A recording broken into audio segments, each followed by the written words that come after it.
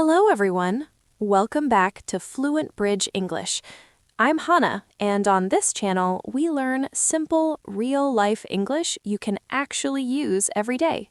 Hi everyone, I'm Daniel. I'm excited to practice with you again. Let's make English feel easy and natural. Hannah, let me ask you something before we start. When you speak English, do you try to sound smart or do you try to sound natural? I think many learners try to sound smart. They use big words, long sentences, and then they get stuck. Exactly. And today's lesson is about something powerful but simple. Not difficult grammar, not fancy vocabulary, just small words that make a big difference. If you enjoy practical English like this, don't forget to like, share, and subscribe to Fluent Bridge English. Now, let's begin. Daniel, why do many English learners sound correct but still not natural? Because they speak like they're reading a book. They say one perfect sentence, stop, think, then say another perfect sentence. So the grammar is correct, but the rhythm is broken. Yes, real conversation flows, it moves, it breathes. So today, we'll show you how to make your English flow like real conversation. Hannah, what's the easiest way to keep talking without stopping? Easy. Use and. And is like saying, I'm not finished yet. Let's hear an example. Broken version. I woke up, I checked my phone, I drank coffee. Correct, but robotic. Now, listen. I woke up and checked my phone, and then I drank coffee. See the difference? It feels connected. Yes, but careful, don't use too many ands. Bad example. I woke up and I checked my phone and I drank coffee and I watched TV and Okay, that sounds like a train that never stops. Exactly. Use and, but not too much. Hannah, what if something unexpected happens? Then we use but. But gives emotion, it gives contrast, it gives drama. Example, I wanted to go jogging, but it started raining. Plans destroyed. Yes. Another one. He looks serious, but he's actually very funny. Oh, I like that one. But makes your sentence more interesting. It's like saying, wait, something changed. So remember, and is continue, but is contrast. Daniel, what if I want to show what happened next? Use so. So answers the question, what happened because of that? Example, I was tired, so I went to bed early. Simple, clear, natural. Another one, we were hungry, so we ordered pizza. Very relatable. So is powerful because it shows cause and result in one smooth sentence. Hannah, what if someone asks why? Then you use because. Example, I stayed home because I felt sick. Action first, reason after. That's very natural English.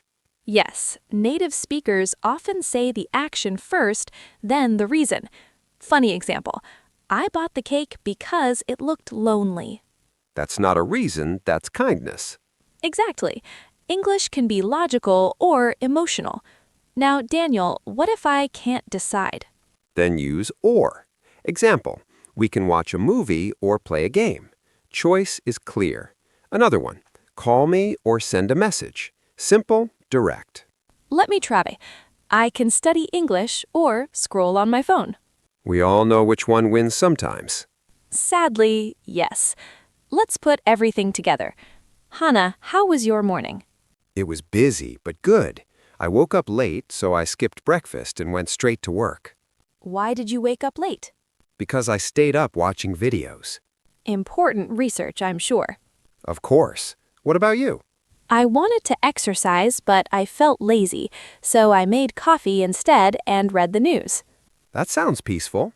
It was, and it helped me relax before work. Let's check what we used. But, so, and, because. And short pauses. Exactly. Here's something important. Native speakers don't always use linking words. Sometimes they just pause.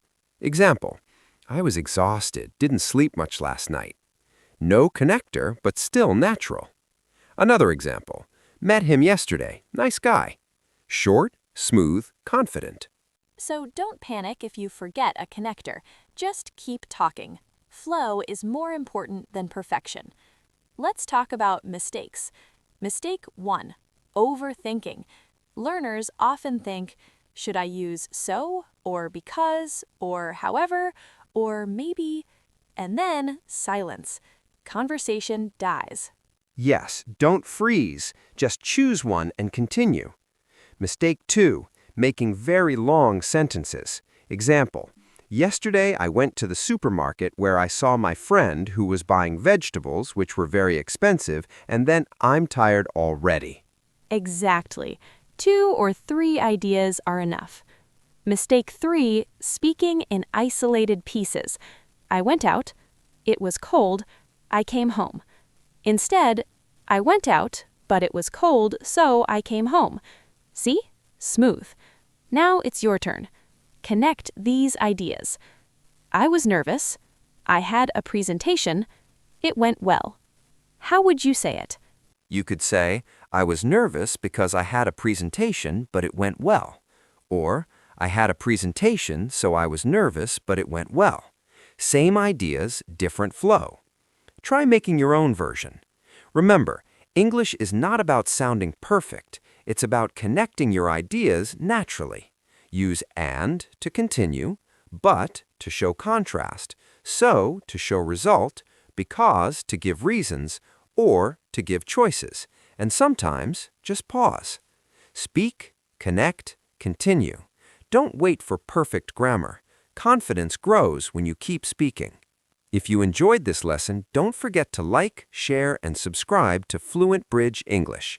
We'll see you next time with another simple, practical English lesson. Keep practicing, keep connecting, and keep speaking English. Bye for now.